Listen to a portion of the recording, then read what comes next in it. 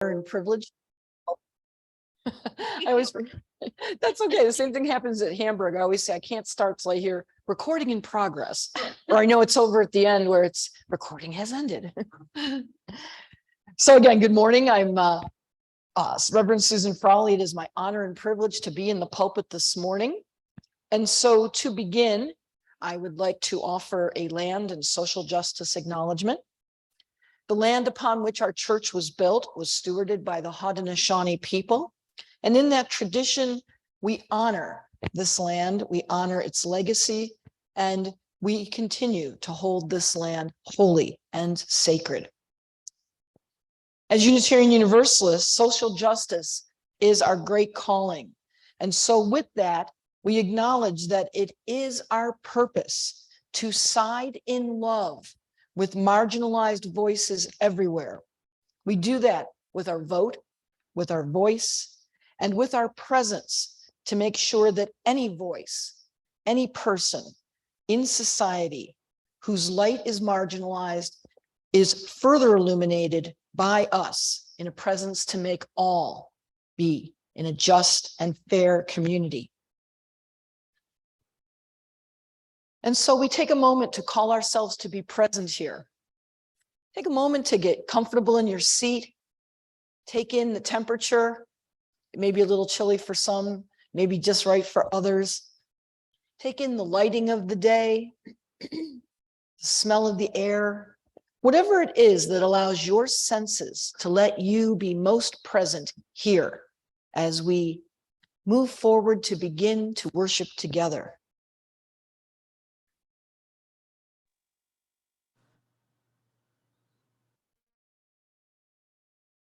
Our opening words this morning come from a poet who goes by the title of Where's Molly? And this comes from a poetry site called Black and Gold Poetry. And just like the moon, you shall go through phases of light, of dark, and of everything in between. And though you may not always appear with the same brightness, you are always whole. These are the words of poet Where's Molly? And so we're going to light our chalice this morning. I invite you to find our chalice lighting words. Thank you so much.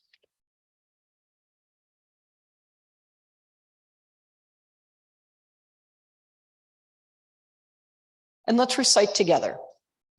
May the light we now kindle inspire us to use our powers to heal and not to harm, to help and not to hinder, to bless and not to curse, to serve you, Spirit of freedom. And we are going to sing the hymn that is part of what our whole sermon is about today. You will find it in your gray hymnal, 241. Patty's going to play it through once for us. And then I invite you to rise in body or spirit as you be willing or able, and we'll join together in singing all the verses.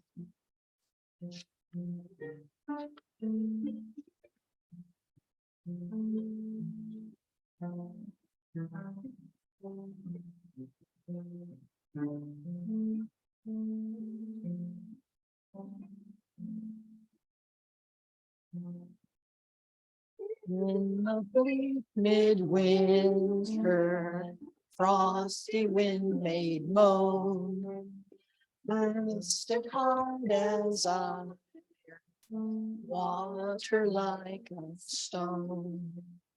Snow had fallen, snow on snow, snow on snow.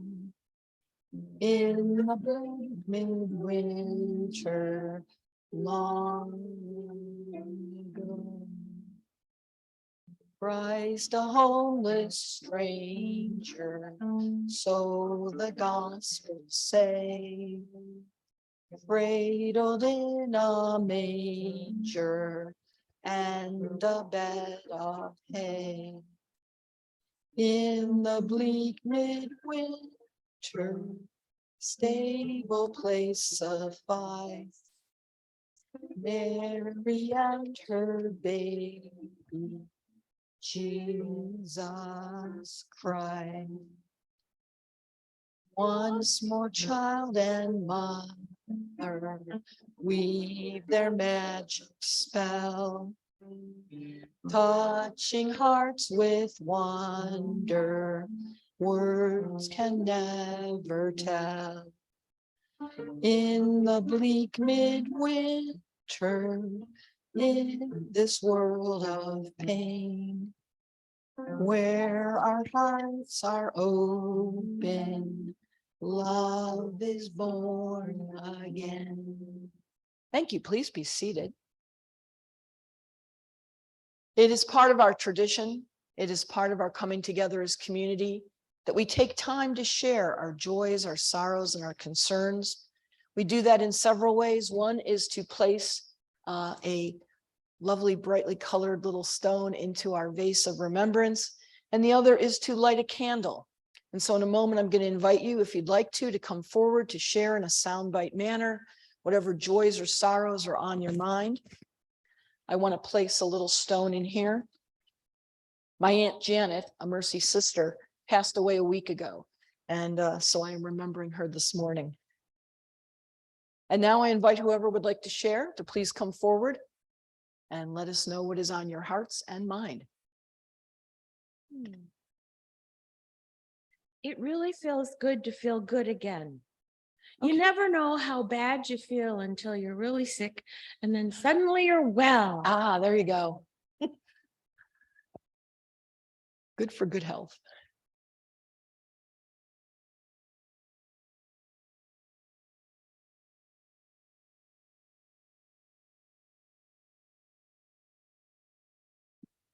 I'm just doing this because we don't have that many people to do something today. And so my joy is that Peter and I yesterday were on the phone with each other, and he was able to send me a Google Sheets file for me to work on over the internet, and we actually could work it. So I was quite thrilled that we could actually do this.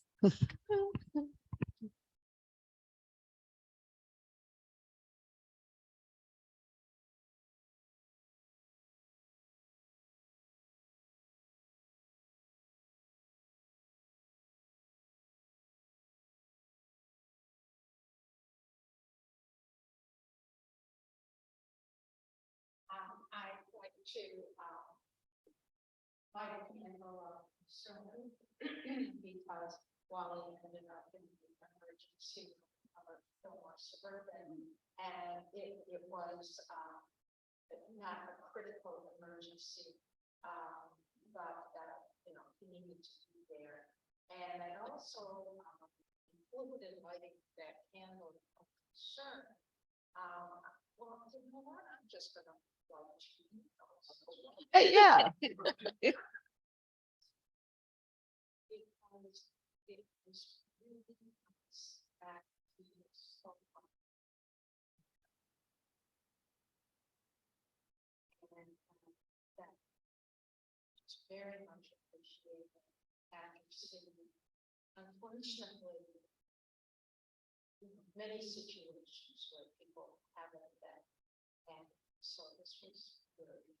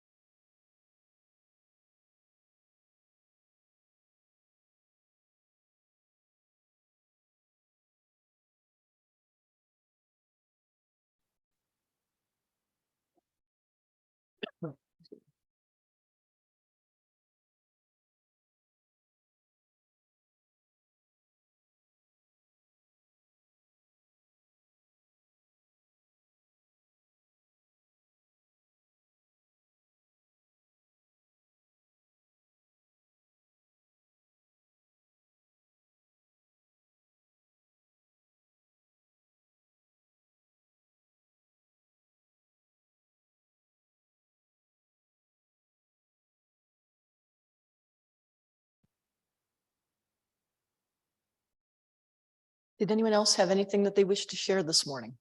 Oh, just happy Chinese New Year. Go ahead. Year of the rabbit. Say again? It's the year of the rabbit. No, is rabbit, isn't this year? Yes.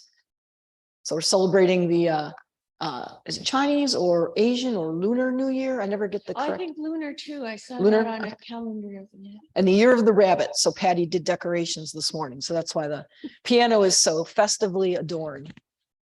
We acknowledge the Lunar New Year. Anything else anyone wish to share? So for all the joys, for the sorrows, for the concerns, those that have been expressed and those that are held in the heart and the mind, to all of these, we give our best intentions and our best energy. We bless them, amen and a women. So our spiritual practice moment of acknowledging a theme that the UUA puts each month, and we try to come up with a reading that goes towards this end. And this has to do again with courage and also stretching out of your usual. This is a poem that was written by Edward Hayes. It's called "O Blessed One." But what's interesting is everywhere that it's printed, there's a little preface, and it's a saying of the Sufis. So I'm going to read that first before I read you the poem. Don't make friends with an elephant trainer unless you have room in your home for an elephant. Such is a saying of the Sufis. This is "O Blessed One" by Edward Hayes. O blessed one, whose voice calls me to the sacred path of the pilgrim, I wish to seek you in my heart. Yet I am often half-hearted in that desire when I realize the cost of such a quest. My life is rather comfortable and well-ordered and fits me like an old shoe. I fear the knowledge that if I romance you, I might lose what I hold dear. Be compassionate with my hesitation as I measure the cost of loving you. I have read in the holy books, and I know from the lives of the saints, that you, my God, come as purifying fire to burn away all that is not true. I tremble at the thought of you consuming those things that I love, and even my prized image of who I am. Yet I also want to know you more fully. Help me to embrace the awesome implications of my inviting you to enter my life. Enlarge my half-hearted love with the ageless truth that if I seek your kingdom first, seek to be fully possessed by you, everything I need shall be given me, and happiness beyond my wildest dreams shall be mine. Come today, creator of elephants and saints, and be my friend. These are the words of Edward Hayes. And now we will take up our offertory, which goes to support the very good works of this church.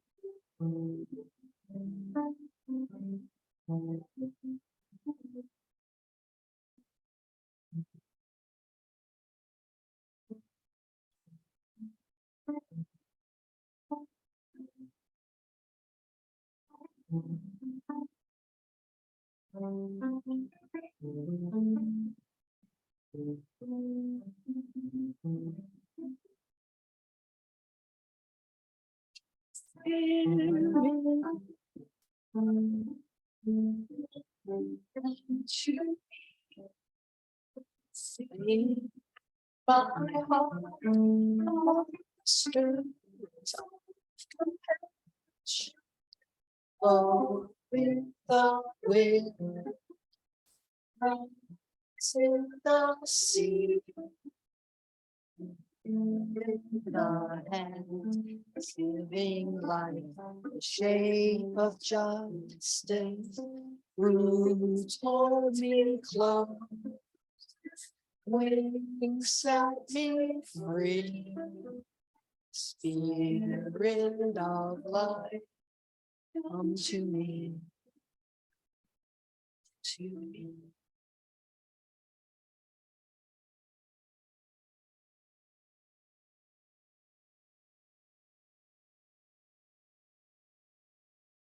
the bleak midwinter. This beloved holiday carol has taken on many incarnations within its life. It was first written as a poem by Christina Rossetti in 1872 under the title A Christmas Carol and published in Scribner's Monthly. And later it was published as a hymn in 1906 in English hymnals, paired with a tune by the English composer Gustav Holst. Oftentimes this song is acknowledged to Gustav Holst, but it is clearly the words of Christina Rossetti that has gone on to be published in 79 different hymnals with verse alterations to fit each tradition, including UU. And it gained its most popularity between 1960 and 2010. So living here in Western New York, we might think that this song is a seasonal reflection of the time after holidays when we are full of weather, but a little short on cheerful celebration. Of course, when the Bills are playing, that changes things, but little short on cheerful celebration sometimes. However, the poem and the subsequent songs have little to do with weather, and it has everything to do with acknowledging a birth and a wish to give the gift of love. Rossetti's poem centers around the birth of Jesus and brings into focus many images that are found in the nativity story: the manger, stable, angels, livestock, and wise men.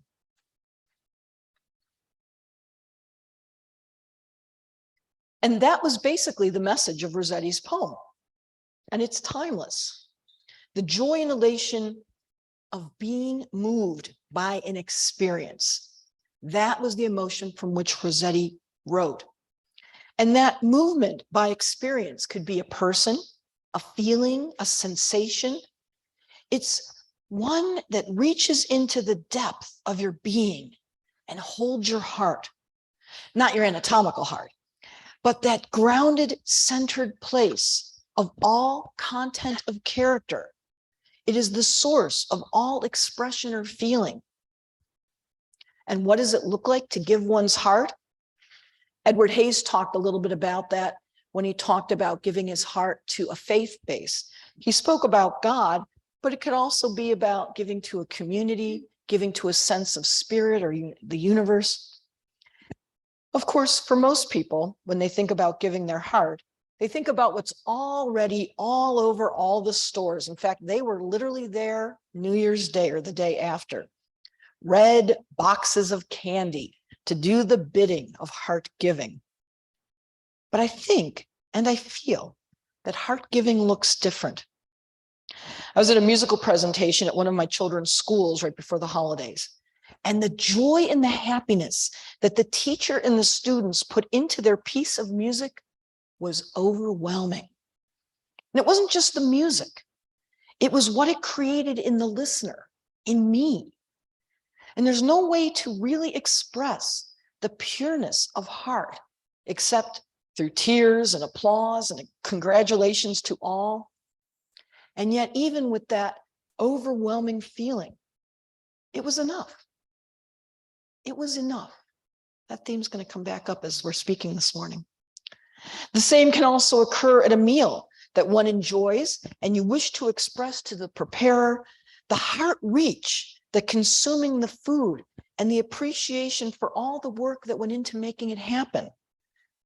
When that occurs, sometimes thank you doesn't feel like it's enough, and yet it is. Some days it can even be watching snowflakes and marveling at their uniqueness and perhaps their light falling dance that might even be highlighted in the evening luminescence from a streetlight. Of course, we already know there's little to give to nature in appreciation, but that internal thanks. And with that, it's enough. Being in community with one another, it's enough to take in and absorb the love that brings us together. And it's enough to simply be present and honor and recognize the sacredness of our gathering. That's why when we do our call to be present, that part is important. It's not just part of our beginning, but it's part of that centering. It's part of that recognition that it's enough just to be here and to let yourself be present. When we behold things and moments and people that touch our heart, and we take a pause to really hold it and to really be thankful, to take in all of whatever that offering is, that in that moment is the honoring of the heart. And that in that moment is what Rossetti's poem was all about.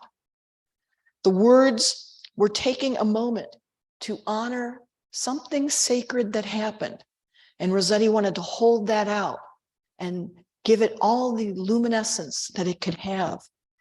But there's also good lessons within the poem. It speaks to giving a gift to a new baby and also assessing the quality of the gift. And how many of us have ever gone through that? You buy something for somebody, or you get something, or you make something, and you wonder inside yourself, is it going to be enough? Is it going to be something that people will understand the depth of the feeling or the joy or the love or the expression that giving that gift is about? It is enough to just behold love. It is enough to recognize a love moment. It is enough to savor, and it is enough to extend the same to that from which we received. That can be kind of tough because we always think we have to match or we have to up, or there's, again, that whole aspect of gift giving. But in the mid-bleak winter, the words are not just about weather, but they really are about taking a moment to pause, to reflect. In fact, the simple words are also kind of a mismatch of seasonal imagery for Egypt in the time that is presumed to be Jesus's birth. While it's celebrated in December, and we know from past discussions that that had to do with political reasons more than anything else, and the desire to eliminate Saturnalia and all the things that came during that period of time of celebration. But more likely, the actual birth of Jesus took place in May or June, and there would not have been a wintry landscape of times, and Egypt doesn't really know for in the bleak midwinter, such as the words, frosty wind made moan, earth stood hard as iron, water like a stone, snow had fallen, snow on snow, in the bleak midwinter long ago. There's a lot of imagery that's been put forth when people try to talk about the birth of Jesus, or they talk about Christmas, or they talk about some of those winter times. But reality and illusion sometimes are an and both mix and walking. And yet, in the bleak midwinter, it is a time for recognizing gifts of enough. And the intention in the wording is really about shelter, humbleness, simplicity, it's enough. It opens us up to the most pure and simple of gifts, love, which was also echoed in Edward Hayes's poem as well. UU verses of this song have in it, Christ a homeless stranger, so the gospel say, cradled in a manger and a bed of hay, in the bleak midwinter, stable place sufficed, Mary and her baby Jesus Christ. Once more, child and mother weave their magic spell, touching hearts with wonder, words can never tell. In the bleak midwinter, in this world of pain, where our hearts are open, love is born again. And there's a line that isn't in there, but it's in the others where it says, yet what I can give him, give my heart. It's about the gift. It's about our hearts. It's about love. What happens when we give? What happens when we give the gift of opening ourselves by extending our hearts to another? The hope is that such giving comes from a place of empathy, of kindness, of roomy generosity. And sometimes it does. Sometimes it has other sources that could be quid pro quo, indebtedness, obligation, duty, or requirement. The more simplistic and pure the intent, the more sacred and holy becomes the gift. And so again, the lesson in Rossetti's poem, in our song, and even in the song as it is in the other hymnals with their own wording, it all comes down to that part about in the bleak midwinter, in this world of pain, when our hearts are open, love is born again. We have seen seasons where we have seen pain. And here in Buffalo, we have certainly seen that. We saw it last May. We saw it during the various storms that have hit us. We saw it during different atrocities that have occurred. And we saw it even with neighbors and friends and members of our own family, where pain has existed, where there was a suffering, where the most simple of gifts that we could possibly give was our extension of love. And in that, that becomes a sacred and holy gift. And so in a bleak midwinter, remember, our love is enough.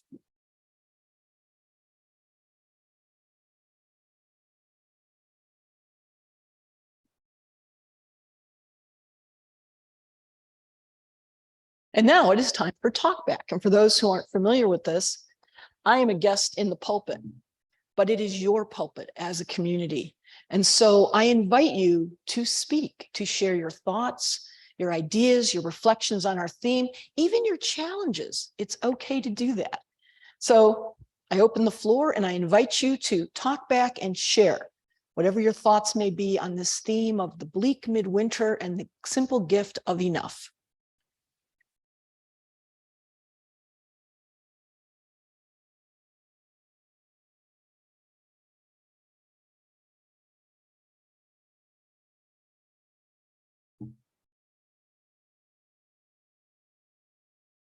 I'd just like to comment that I don't understand why we insist on forcing the bleakness of winter into this. That doesn't have a bleak winter. Mm-hmm. Right, I agree. How come every song we hear and every expression, every poem, every story has to have that inaccuracy? Yeah, that's a good point. Maybe it's winter in a symbolic way, not a bleak time, a bleak experience of living, but not necessarily due to weather. I think you can be right about that too, especially when we look at, if they use the nativity story as was the setting, because of course it doesn't match weather-wise, but for what we've heard through the stories over time, there was a bleakness of existence. But you're right, Peter, why the imagery? Why is that always used? I don't really have an answer to that, but it's a really good question to ask. Of course, there's no real reason to the birth of Jesus, if there was one, was in the middle of the winter time or any other time. Right. No reason to believe that it happened at that particular time of the year. Yeah. And historically, at least in terms of birth, I mean, one of the things we sort of know, it was more likely in the spring or beginning of summer. And we definitely know that there was a decided idea to put that Christian-based holiday right in the middle of Saturnalia to wipe out all of the pagan craziness that was not appreciated by Romans and other pieces of law. So yeah, sometimes the things we practice when we look at the history and why they exist, it's not always what the belief that's been presented has been about.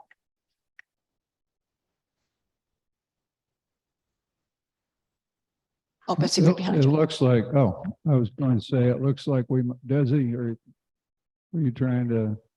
Yeah, I do, but I can wait until after the next person. Oh, okay. Okay. They're going to wait till after you speak. I think I really would like to add on to what Peter said. I think that there are many in this area who enjoy the change of seasons. And I agree that I think often we should look for the special joys that are part of the winter time, a time where we can perhaps a more reflective time, and also notice the beauty around us, particularly when we have some snow, and I really, ice is of course the enemy of people my age, but when it's sparkling on bushes and trees, there's just nothing in my mind that can quite, the beauty is amazing. And so I think for me, it's a very good time to, and if one is a gardener, I appreciate kind of that we have this time of rest and reflection and thought about what spring will bring. I just I appreciate winter. It's in Buffalo, in this area, it's too long, perhaps, but I Water kill the insects, but people out of the cold, that's pretty important.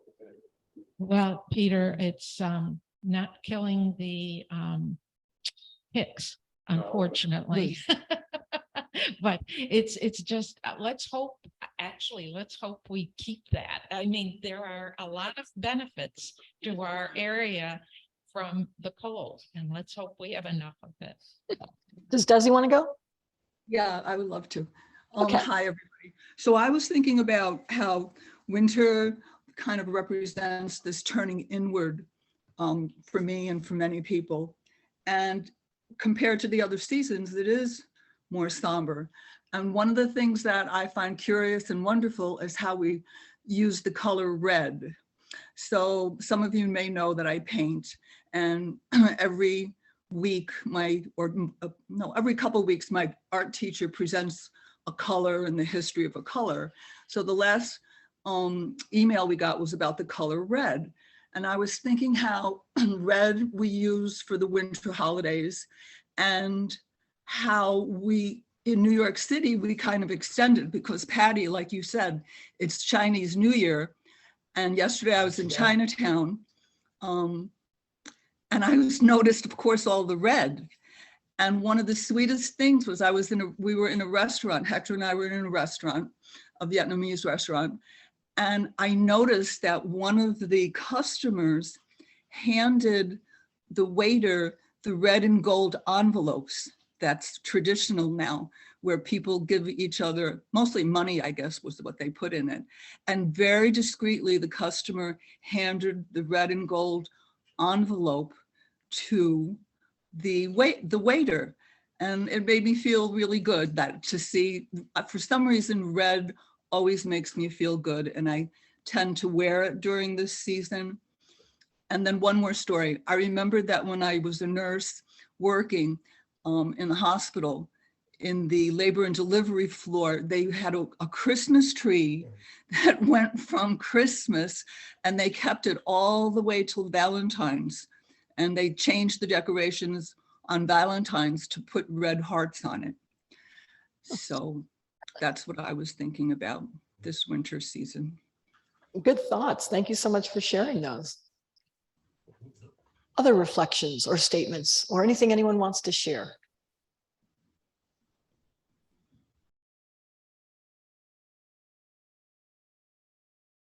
Not sure if I have anything correct, but here's what I was thinking. On Fridays, I volunteer at the Amherst Senior Center, and we hand out to these people who come in a big bag of food. It's got 7 dinners. It has milk, juice, snacks, bread and butters, and it's $3 for dinner. So for $21, they have a week's worth of food. They have a choice of 15 different entrees. It's amazing.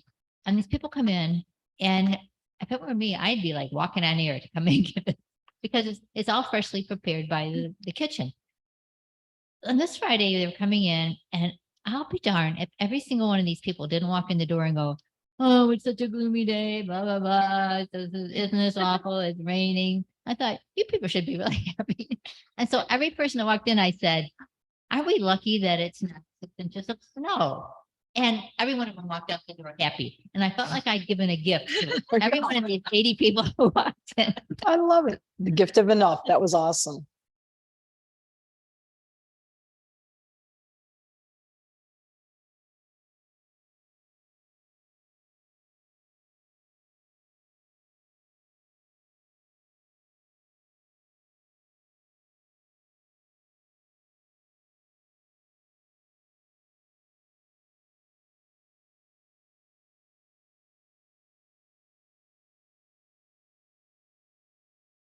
Any other thoughts or statements or anything that anyone would like to make? Well, I appreciate all that everyone has shared. It's a way of sharing in community. It's a way of hearing your voice, which is just as important, sometimes even more important than some of the things I say in sermon. And it's also a way for you to minister to me. And so for that, I am very grateful and I thank you for that.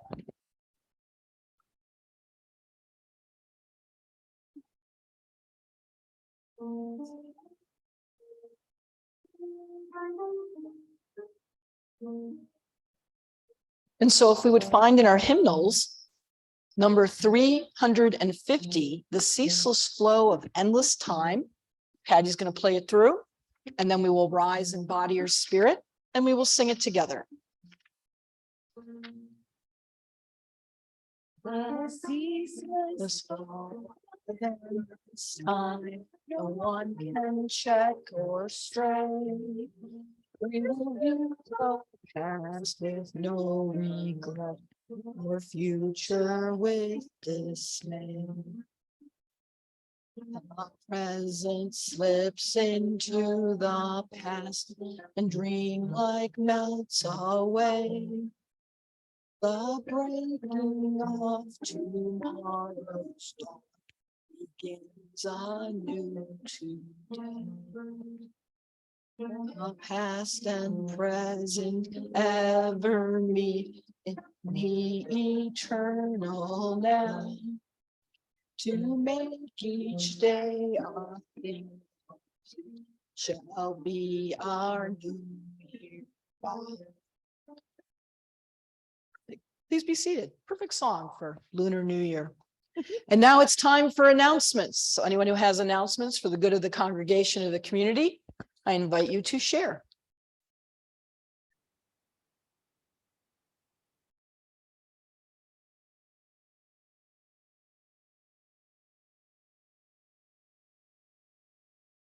Or not. Sometimes you'll see lots of things are in the newsletter, things on Facebook as well. We're just doing announcements. Are you aware of anything that we want to share with the community or congregation? Okay, there we go. Coffee hour is here today, and so come down and buy food. There you go. Sounds good. For anybody it's a shameless self plug. If you're looking for some good theater, my son Max, who oftentimes is here on Sundays, is appearing in a play called Return to Seymour Street. And it's written by Tom Dudzek, who wrote Over the Tavern. It's very Buffalo based, very Buffalo East Side. It's over at O'Connell and Company. They have shows on Friday. Next week, they have Friday, Saturday matinee, Saturday night, and Sunday matinee. So if you go online, and it goes till February 5th. So if you go to O'Connell and Company online, you can get tickets, find out more about it. And it actually is pretty good. That's all I'm going to say. So if you're looking for some good theater in Buffalo, actually it's in Amherst, which is even nicer because you don't have to pay for parking or worry about too much travel. There's a nice parking lot right next to their new place over in Eggertsville on Bailey Avenue. So anyway, shameless plugs over.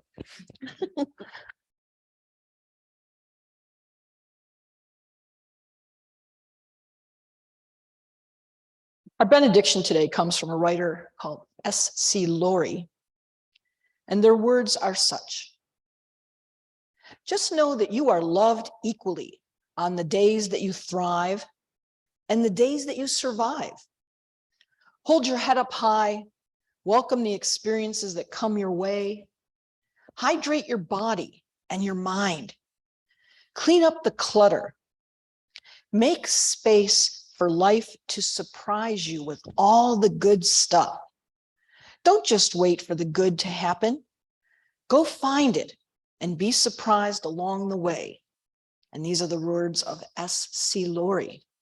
And with that, we're going to extinguish our chalice. And I invite you to find our extinguishing words in your order of service. And let's read them together. We extinguish this chalice, but not the light of truth, the warmth of community, or the fire of commitment.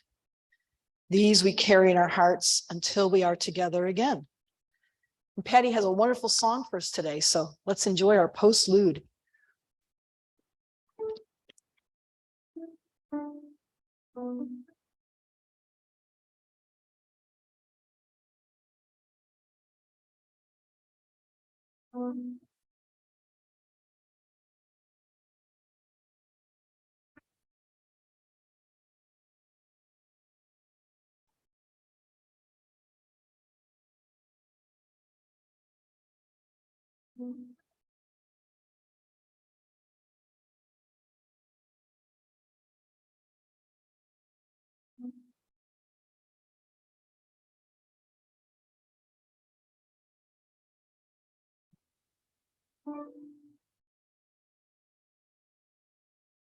Awesome, thank you, and very appropriate for our Lunar New Year.